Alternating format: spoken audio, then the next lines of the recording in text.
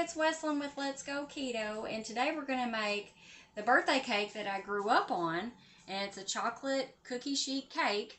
And thank you, Mom, for the original recipe, but I'm going to make it keto, so let's go. So the very first step in making the cake is you need 2 sticks of butter, and we're going to be boiling all these ingredients here on the stove. You just bring it to a boil. So 2, and this is unsalted butter. So if you have salted butter, skip this step of adding this salt to it.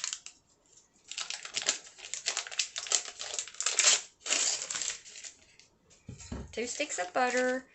This is 3 tablespoons of cocoa powder. Just add that right in. The only thing I changed about this recipe, her original recipe, is she has a cup of water, and the first time I made this, it was way too wet. So I'm going to do a 1/4 cup this time and see if that's better. And then half of a teaspoon of salt. Now I'm going to put this on the stove and bring it to just a boil and then remove it. And I'll meet you back here. Okay, we just made it to a boil, and you can see how the chocolate looks separated from the butter. I'm hoping that's normal. I forgot to ask my mom if this was normal. But anyway, we're going to go with it. So, set that aside. And then we're going to put this is the keto flour. So this is 2 cups of my keto flour, and I have a video on how to make this. And this is one thing I had to change. So instead of sugar, and the recipe called for 2 cups of sugar, with allulose you have to use a little bit more allulose than you would regular sugar because it's not as sweet as real table sugar. So I added another 1/4 cup. So this is 2 1/4 cups of allulose. I know it seems like a lot, but we're going to go with it. And here is baking soda. This is 1 teaspoon of baking soda. This is not in the original recipe. It's baking powder, but the last time I made it, it was really flat. Now, I did put it in the wrong pan. My mom told me I put it in the wrong pan last time. So, I also feel like it needs some lift, so I'm just going to go ahead and put some baking. This is 2 teaspoons of baking powder. We'll see how it does for this time around on making it. Now, I like to just go ahead and mix these up, our little flours, and the sugar.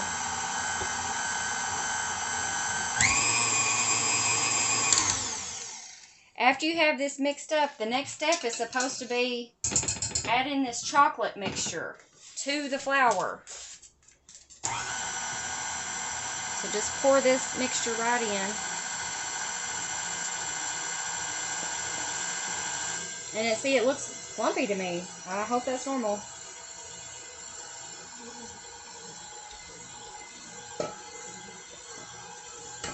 Okay, the next step is I'm going to add some vanilla, 1 teaspoon of vanilla. Oh, I had just enough. And I'm going to add, because the original recipe had buttermilk, so I'm going to try to mimic buttermilk I'm going to use 2 teaspoons of apple cider vinegar this time, and half of a cup of, whoops, maybe I'll just use that. I'll use that amount, because it overflowed a little. And this is half a cup of heavy whipping cream with a little over 1 teaspoon of apple cider vinegar, but you can use 1 to 2 teaspoons.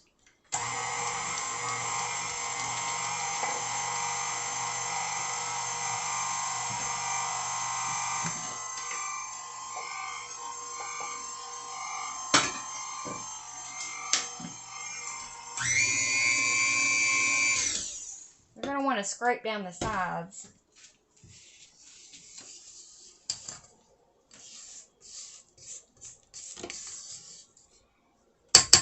And we still have to add our eggs, and it's still looking a little bit wet, so hope this works out. So we're going to add our eggs.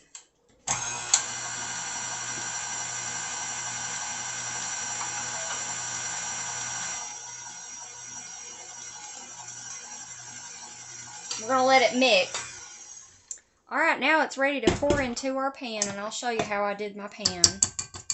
Now we have our batter ready to pour into our little cookie sheet, and I like to line mine with parchment paper, and I did brush on some melted butter, and I use little clips so it won't shift around as I'm trying to pour it in. But just use a little spatula, and I'm right-handed, so this will be hard to do this way so you can see it on camera. But just get your batter in your cookie sheet. Oh, and the cookie sheet pan is a 10 inch by 15 inch. Last time I used a way bigger one, and the cake wasn't very thick, and I was asking my mom what I did wrong, and she asked me what size my pan was, and so that's what it was. I didn't use the right size pan, and it was really thin. So we're going to see if this works out better. And the batter is supposed to be a little bit runny like, but for some reason when I did it, it was like soup, and it just didn't do right. So I still feel like it needs to be a little bit like a batter. Like this, you know, like a cake batter. Once you get your batter in here, you can take these little clips off. Well, there goes one. And just kind of smooth it out as best you can.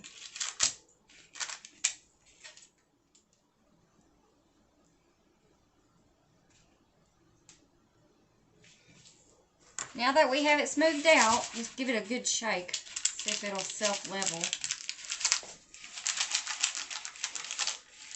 Now we're going to put it in the oven at 375 for 20 minutes. Cake's out of the oven, and one thing I've learned about my oven is it's off level. So it kind of, everything ran this way. So this probably won't happen in your stove, but anyway, that's what happened there. And I went ahead and cooked this because it was thicker down this end, I cooked it for 25 minutes total in our oven. So do yours at 20 if yours is level, and then check it, and it should be just firm to the touch, and maybe 20 to 25 minutes. And then next we'll show you how to make the icing. To do the icing, you want to start with half of a cup or 1 full stick of really softened butter, not melted, just soft. Mine might not be soft enough. I'm trying to smush it around, but anyway, I'm going to go with it. And I went ahead and did a rounded 1/4 cup of cocoa powder. We're going to it's supposed to be a 1/4 cup, but I'm going to make it a little bit more chocolatey. And then I like about 3/4 cup, but I'm going to do a little bit more than 3/4 cup of the allulose. 1 teaspoon of vanilla.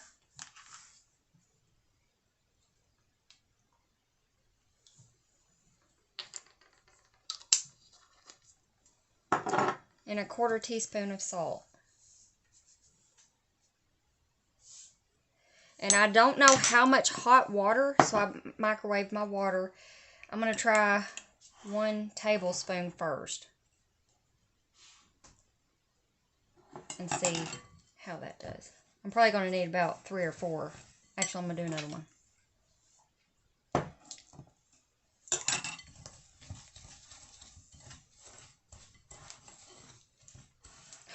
Mercy. Losing my cocoa. Okay, here's another tablespoon. So this will be 3. So I switched to a spatula to see if I can get it kind of together easier. I think I'm going to need another. Here's a 4 tablespoons.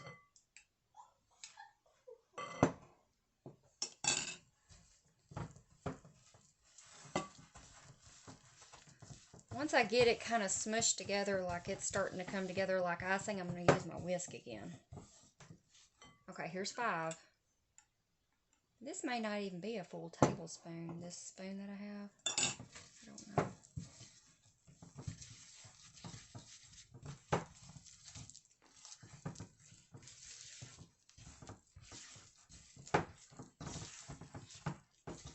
Okay.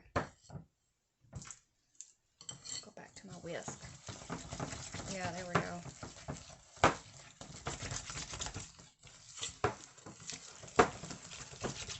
Okay, I like it a little bit. So here's 6.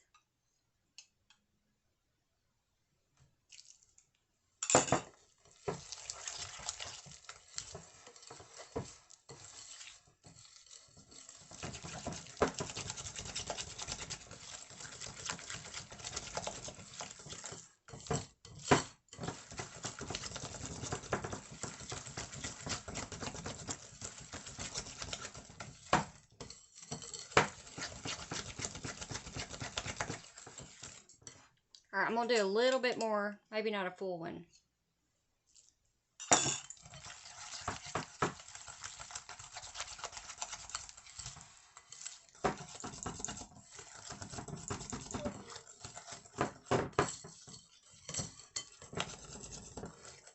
Alright, once you get it the consistency you like, then go ahead and fold in your 1 cup of chopped pecans.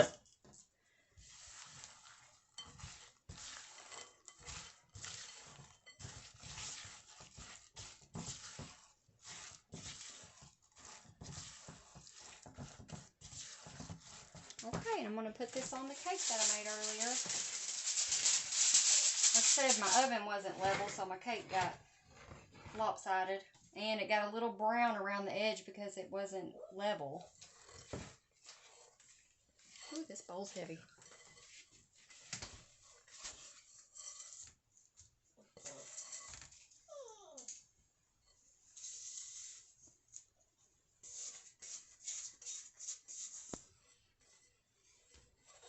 Okay, I'm just going to spread it the best I can.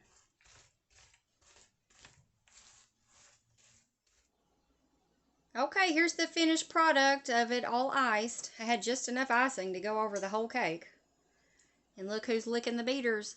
Ah, yummy yum. She loves it. Well, thanks for watching.